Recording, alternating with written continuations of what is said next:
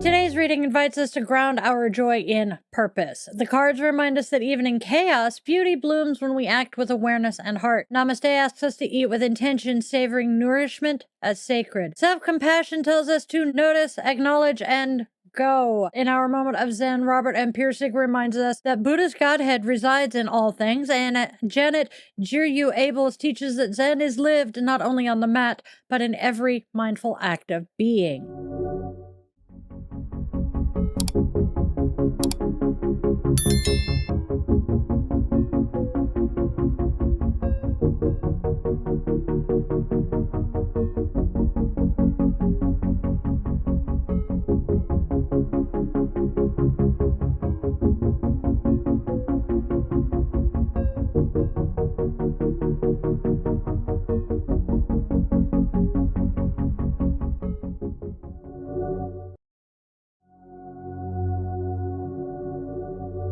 Namaste, Witchlings! Welcome one and all to Di's Daily Divinations and Self-Care.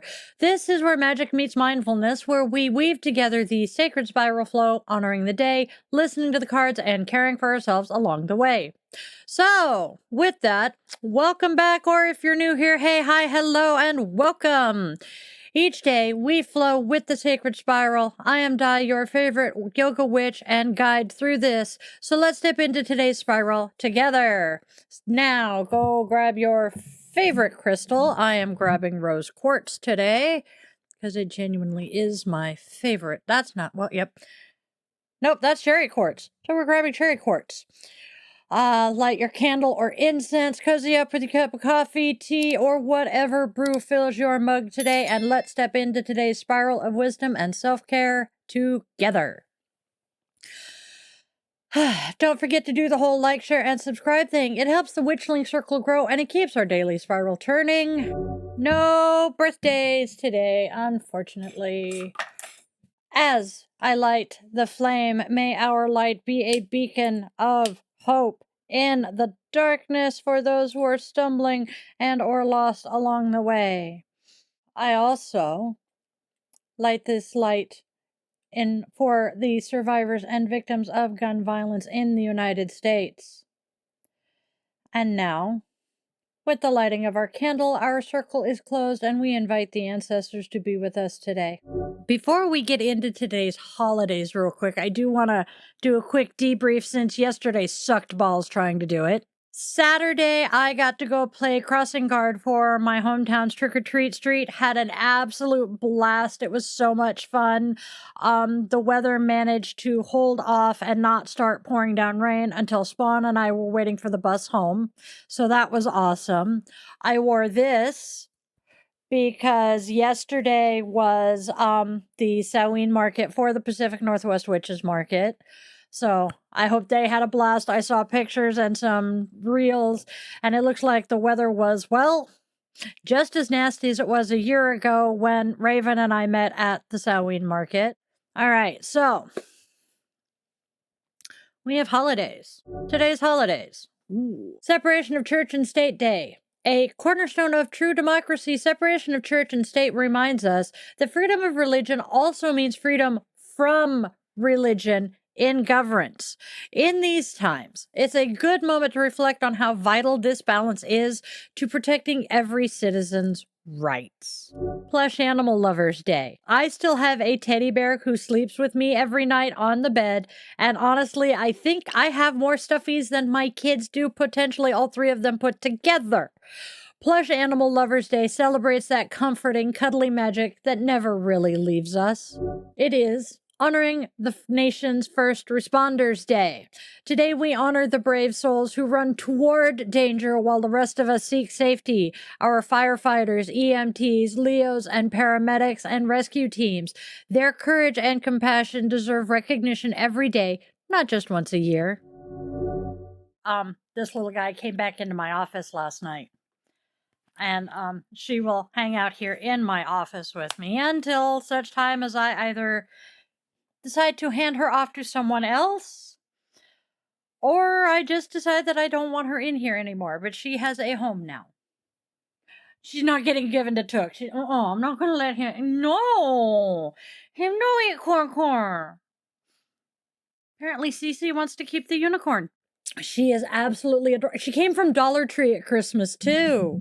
And the corn, that was not me talking. That was Cee-Cee decided to come out and, yeah, she likes stuffies. I have a feeling my littles, my internal littles, are a big part of why I have the number of stuffed animals I do.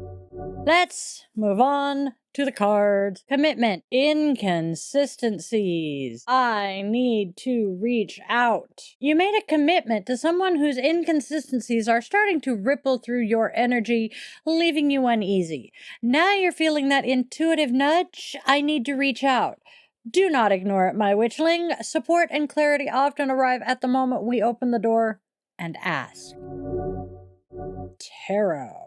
4 of Rods reversed. Joy, happiness, and different points of view. Page of Rods. Young, enthusiastic, strong-willed person who is determined to be successful. 5 of Cups reversed. Your troubles are ending. You are receiving acceptance and growing spiritually. And what do they say together? The 4 of Rods reversed invites a fresh kind of joy, one born from seeing things through new eyes. The Page of Rods steps forward with fiery enthusiasm, reminding you that determination and curiosity are powerful allies on your path. And the 5 of Cups reversed brings the sweet promise of healing. Your troubles are easing, acceptance is blooming, and your spirit is rising stronger than before. Now, let's pray the Oracle and Tarot together, bringing their voices into one sacred spiral message. All right. Commitment. Inconsistencies. I need to reach out. 4 of Rods reversed. Page of Rods. 5 of Cups reversed. You've committed to someone or something that's now revealing cracks of inconsistency, leaving you uncertain. Yet new energy is rising, enthusiasm, fresh perspective, and joy return through the Page of Rods and 4 of Rods reversed. The 5 of Cups reversed assures healing and spiritual growth. Trust that the turbulence is clearing the way for renewed strength and alignment. All right. And now, our affirmation. I release doubt and welcome clarity. Every challenge reveals my strength. Every ending opens the door to joy. I trust the flow of change, knowing that Spirit guides me toward people and paths that honor my highest growth. I am open, I am resilient, and I rise renewed. I like it. What do y'all think? Let me know in the comments. Namaste. Namaste reminds us to chew your food. Eat with intention. Savor the food in your mouth and chew it well. This not only aids in digestion, but it helps to ground you in the present. Focus on the texture of the food in your mouth. Is it sweet? Is it savory? Pretend you're a food critic. Enjoy the process of eating and break down the experience as much as possible. Intentionally chewing your food while eating will allow you to be more present. Being in the moment, any moment, can reduce stress significantly. Just by doing this, you may be able to notice what kinds of food your body needs and is craving. So Hazel in the other chat said that today's Namaste reminds her of Buddhism, Sati, which is mindfulness, and I am very much in agreement there. A lot of the Namaste cards hark back to some of the Buddhist and yogic principles. And now, self-compassion. Self-compassion is that nagging feeling. Notice an unpleasant emotion, allow it to be for a few moments, and watch it go. Notice, allow, go. And that's our self-compassion for today. What do you guys think? Let me know in the comments. All right, next, we honor the goddess of the day, a divine presence to inspire, guide, and walk with us on today's spiral. Iduna, the Teutonic goddess of love and longevity, guards the golden apples of immortality in Asgard's radiant orchards. Born of flowers and wed to Bragi, she unites eternal youth with poetic devotion. Her apples bring sweetness, endurance, and divine connection to the hearts of lovers and dreamers alike. Today, honor Iduna through apple magic and dreams. Polish an apple, place it under your pillow, and invite visions of love.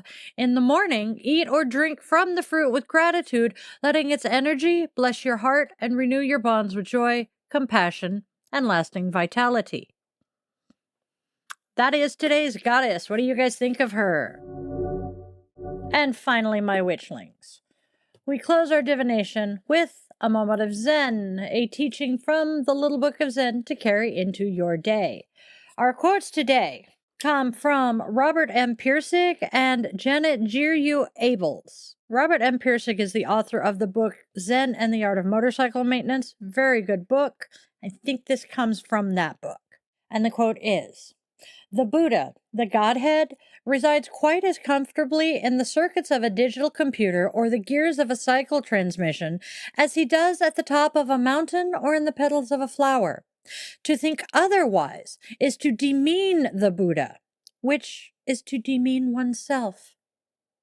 Janet Jiryu Abels is telling us, the practice of Zen is not limited to the meditation mat.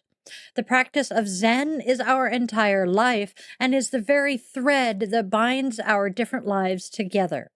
Discovering this truth is called awakening, and it can take a circuitous route. Spiral! It's a spiral! Oh my God, how did I not pick that one up? And that, my darlings, is our moment of Zen for today.